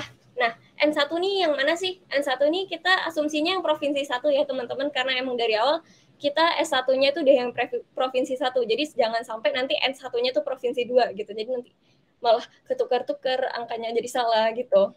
N1-nya di sini setelah kita hitung provinsi 1 itu angkanya ada 13 dan juga N2 itu ada 11. Kita bisa cari DF-nya hanya dengan N1 atau N2 dikurangi 1. Jadi ini karena DF1 berarti N1 dikurangi 1, terus karena DF2 berarti N2 dikurangi 2. Terus setelah ketemu degree of freedom dan juga F-statnya, kita perlu cari nilai kritis F. Nilai kritis F ini ada 2 cara aku tulis di sini. Ada yang bisa pakai tabel, ada yang tetap pakai tabel dan juga ada yang pakai formula. Aku pilih yang formula karena emang lebih simple, dan karena kalau ngelihat ke tabel takutnya itu salah lihat, dan bahkan lebih parahnya lagi salah tabel, karena tabelnya itu ada 4 dengan probability yang berbeda-beda. Nanti bisa teman-teman cek lagi. Makanya di sini kalau misalnya pakai tabel, di sini aku udah tulis keterangannya. Kalau mau pakai tabel, pakai yang tabel probabilitanya 0,01. Kenapa? Karena itu paling deket sama taraf keberhasilannya. Karena di tabel F itu nggak ada probabilitas yang 0,02. Jadi kita pakai yang 0,01. Itu. Terus kita pakai DF1 sebagai pembilang dan DF2 sebagai penyebut. Jadi buat DF1-nya itu berarti yang ke sini, DF2-nya yang ke sini. Gitu. Tapi buat simpelnya kita pakai formula aja. Karena alfanya udah diketahui 0,02, karena balik lagi ini adalah two tail, bukan one tail, jadi kita perlu bagi alfanya jadi 2. Kita tinggal bagi aja, alfa per 2, 0,01, dan ketemu nanti, bukan ketemu ini, maksudnya pakai rumus. Di sini teman-teman kalau misalnya takut salah kalau pakai tabel, bisa langsung pakai formula aja. Di sini ada f.inf.rt. Terus pertama masukin angka alfa per 2-nya dulu. Ini perlu dilihat ya, alfa per 2 atau alfa, tergantung hipotesisnya, tergantung yang ditanya. Terus yang kedua kita masukin, ini koma ya, koma, terus masukin DF1-nya, terus koma lagi kita masukin DF2-nya. Terus nanti kita langsung ketemu F-nya atau nilai kritis F-nya itu 4,7059. Gitu, jadi lebih ringkes, nggak perlu ngeliat ke tabel. Tapi untuk jaga-jaga, pastikan teman-teman juga tahu cara baca tabelnya. Jadi kalau misalnya ribu atau apa gitu, teman-teman bisa double check ke tabelnya gitu. Terus seperti biasa kita harus menarik kesimpulan. Yang perlu kita lihat itu F-stat dan juga F-nya. F-nya itu nilai kritisnya. Kalau misalnya F-statnya ini lebih besar daripada F-nya atau nilai kritisnya, berarti nanti kita akan menolak H0. Nah, karena kebetulan di sini F-statnya tidak melebihi F, berarti kita tidak menolak H0 atau H0 tidak ditolak.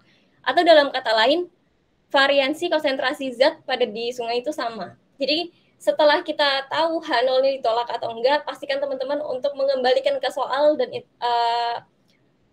dituliskan kalimat yang sesuai itu seperti apa gitu. Yang di sini variansi konsentrasi zat padat di sungai sama gitu. Jadi mungkin gitu aja buat uji hipotesis 2. Memang agak rumit dan juga panjang, tapi pastikan teman-teman tahu aja perbedaan dari masing-masing uji hipotesis ini, dan buat rumusnya nggak perlu dihafalin, langsung masukin ke ini aja, langsung masukin ke Excel aja biar mempermudah teman-teman dan nggak bikin teman-teman jadi blank gitu waktu ujian. Mungkin gitu aja sih, mau dilanjutkan ke NC. Oke, jadi di sini ada soal kayak gini teman-teman. Nah, dari soal ini tuh dikasih tahu datanya ada makanan ikan, terus panjang ikan sama berat ikan. Nah, dari pertanyaan ini ditanya berapakah variabel bebas? Apakah variabel bebasnya? Apa variabel tak bebasnya? Terus ditanya persamaan regresi linear bergandanya itu apa persamaannya? Sama yang terakhir lo ditanya koefisien determinasinya apa, adjusted R kuadratnya apa, sama standar error. Nah, caranya itu kalau misalkan regresi itu sebenarnya paling gampang sih teman-teman, karena dia kan bisa pakai rumus Excel. Jadi saran aku sih jangan sampai di skip gitu yang regresi, karena ini bisa buat nambah nilai banget. Nah, pakai rumus dari Excel itu bisa langsung muncul kayak gini. Ini semua data-data yang kita perluin. Nah, kalau teman-teman nanya cara dapat jawabannya ini gimana, caranya itu juga gampang banget. Jadi di sini teman-teman pencet yang data, habis itu pencet data analisis. Nah, di sini teman-teman pencet yang regression. Nah, regression ini terus teman-teman tentuin dulu mana yang variabel bebas, mana yang variabel tidak bebas.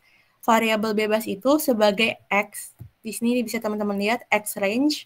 Sedangkan variabel yang tidak bebas itu Y. Nah, gimana cara nentuinnya? Teman-teman lihat aja yang mau diuji di sini tuh apa sih? Di sini kan kita mau lihat nih teman-teman, kayak apakah panjang ikan dan berat ikan mempengaruhi seberapa banyak dia makan. Nah, berarti kalau dari pernyataan itu kan variabel bebasnya panjang ikan sama berat ikan. Sedangkan variabel terikatnya itu banyak makanannya. Nah, dari sana kita tinggal drag aja nih input Y range. Y range itu berarti variabel tidak bebas, yaitu yang makanannya. Tinggal di drag kayak gini. Terus drag lagi yang X range-nya. X range-nya itu variabel bebas. Variabel bebas itu panjang dan berat. Jadi di sini kita drag juga dari sini ke sini. Nah, udah kita drag kayak gini. Tinggal kita pencet OK aja. Dan ini bakal langsung muncul di sheet yang baru. Kayak gitu. Nah, nanti bakal langsung muncul kayak di sini teman-teman. Nah, dari hasil ini, barulah kita analisa lebih jauh. Dari sini kita jawab soal yang A, variabel bebasnya adalah panjang ikan dan berat ikan. Variabel tidak bebasnya banyaknya makanan ikan. Nah, terus dari sini ditanya persamaan linear bergandanya berapa? Persamaan linear bergandanya itu teman-teman lihat dari yang ini. Dari 3 baris ini. Ntar aku warnain. Dari 3 baris ini kita bisa bikin persamaannya. Persamaannya itu interceptnya itu sebagai B0. B0 itu yang paling depan minus 41,73. Terus abis itu ditambah X variabel koefisien dari X variabel 1 dikali X-nya itu sendiri. X-nya itu panjang, sama yang satunya lagi tambah 1,5222 dikali X2-nya. X2-nya yaitu berat tadi. Panjang ikan sama berat ikan. Nah, terus selanjutnya ditanya koefisien determinasinya berapa, adjusted R kuadratnya berapa, sama standar errornya berapa. Nah, ini kita dapat dari bagian atas ini, teman-teman. Jadi, koefisien determinasi itu dilihat dari R². Terus, sedangkan adjusted R²-nya ini tinggal diambil aja, teman-teman. Jadi, kayak gini. Koefisien determinasinya sama dengan tinggal dipencet ini. Terus, adjusted-nya tinggal ambil dari sini. Standar error-nya diambil dari sini. Nah, udahlah dapat jawabannya, teman-teman. Jadi, kayak gitu doang sih, nggak gitu susah. Kita lanjut ke soal berikutnya buat latihan lagi. Di sini dikasih tahu teman-teman, ada 3 variabel. Yang pertama harga pie, penjualan pie. Yang kedua adalah harga pie, dan yang ketiga adalah advertisement atau pengiklanannya. Nah, di sini kita mau lihat seberapa besar sih pengaruh harga sama iklan mempengaruhi penjualan pie itu. Nah, dari statement itu kita bisa lihat kalau misalkan variabel bebasnya atau variabel yang mempengaruhinya itu harga sama iklan. Sedangkan variabel terikat, variabel Y, itu adalah penjualannya yang dipengaruhinya. Ini sebagai Y, ini sebagai X1, dan ini sebagai X2. Nah, sama lagi teman-teman. Jadi kita tinggal pencet data, habis itu pencet yang data analisis, pencet lagi yang regresi. Nah, di sini tinggal teman-teman blok lagi nih, kayak yang udah di sini. Dilihat, Y-nya ini di blok dari B3 sampai B17. Terus buat X-nya tinggal di drag aja dari C sini sampai dari 5,5 di drag sampai 2,7. Terus tinggal pencet OK. Nanti bakal muncul kayak gini, di sheet yang baru. Langsung muncul kayak gini. Di sheet 5. Nah, ini yang udah aku rapihin. Ada di sini. Nah, dari hasilnya ini juga tinggal dianalisa lagi teman-teman kayak yang tadi, tergantung ditanyanya apa. Kalau tadi kan ditanyanya koefisien determinasinya berapa, diambil dari sini. Nah, kalau di sini ditanyanya pertama berapa sih persamaan linear regresinya? Ini yang paling sering keluar, ditanya persamaan linear regresi. Nah, caranya sama lagi. Caranya itu dari yang 3 ini, teman-teman. Nah, 3 ini tinggal dibikin persamaan kayak gini. Sama dengan 306,52 tambah, nah di sini minus. Minus 224,97 kali price sama 74,13 kali advertisement. Nah, kalau di sini bisa kita lihat juga, berarti hubungan sales sama price itu berbanding terbalik, negatif. Karena kalau misalkan harganya turun, penjualannya naik. Kalau harganya naik, penjualannya turun. Itu namanya berbanding terbalik atau hubungan regresi negatif. Nah, tapi kalau sama advertisement, mereka tuh sejalan, sama-sama positif. Jadi kalau misalkan iklannya naik, banyak iklannya, penjualannya ikutan naik. Kayak gitu. Nah, ini rumusnya. Yang penting sales itu intercept tambah slope. Slope itu yang ini. Terus dikali price tambah slope lagi, yang bawahnya dikali advertisement. Nah, terus di sini ditanya nih teman-teman, kalau misalnya price-nya 5,5, advertisement-nya 3,5, berapakah sales-nya? Nah, kalau misalkan tadi dikasih tahu price-nya berapa, advertisement-nya berapa, tinggal kita masukin ke rumus yang tadi. Berarti 306,52 tambah minus 24,97 dikali price-nya, dikali 5,5, ditambah 74,13 dikali advertisement-nya, dikali 3,5. Terdapatlah sales-nya itu jadi ini 4286 215. Nah, dari sini kita bisa analisa juga dari yang angka ini. Analisanya kayak gini. Jadi, penjualan akan turun sekitar 24,975 kue setiap kenaikan $1. Jadi, kalau misalkan X-nya itu naik 1, Y-nya itu bakal turun 24,975. Nah, apa hubungannya sama yang promosi, yang iklan? Kalau yang iklan, setiap kenaikan $100, maka penjualan bakal naik juga 74,131. Nah, angka ini 24,975 sama 74,131 sama lagi dilihat dari yang tabel yang ini, teman-teman. Oke, terus selanjutnya ternyata ditanya juga nih koefisien determinasi. Kayak yang tadi udah dijelasin, koefisien determinasi itu R². Jadi tinggal diambil aja dari sini 0,521. Atau kalau dikali 100% sama dengan 52,1%. Kayak gitu. Terus ditanya adjusted R². Nah, adjusted R² juga tinggal diambil dari atas aja, teman-teman. Dari 0,441 ini. Dapatlah hasilnya 44,2%. Karena dikali 100 kan, dipersenin. Gitu aja sih, teman-teman, buat yang regresi. Sebenarnya yang regresi itu gampang banget bisa dibilang. Karena kan pakai Excel. Tinggal dipencet, simsalabim keluar. Nah, jadi kalau bisa jangan sampai di-skip yang bagian itu. Nah, paling di antara yang tadi udah aku bahas sama Manjin bahas, ada satu bab yang nggak keburu kita bahas di basement, yaitu ANOVA. ANOVA dibagi dua lagi, ada ANOVA satu arah dan ANOVA dua arah. Kalau di pengalaman kita pas UAS waktu itu, yang keluar itu bagian Turkey Grammar. Jadi mungkin teman-teman bisa pelajarin juga sendiri mengenai ANOVA itu, supaya teman-teman bisa ngerjain pas keluar di UAS nanti. Oke, thank you teman-teman. Boleh pada live ya. Kasih.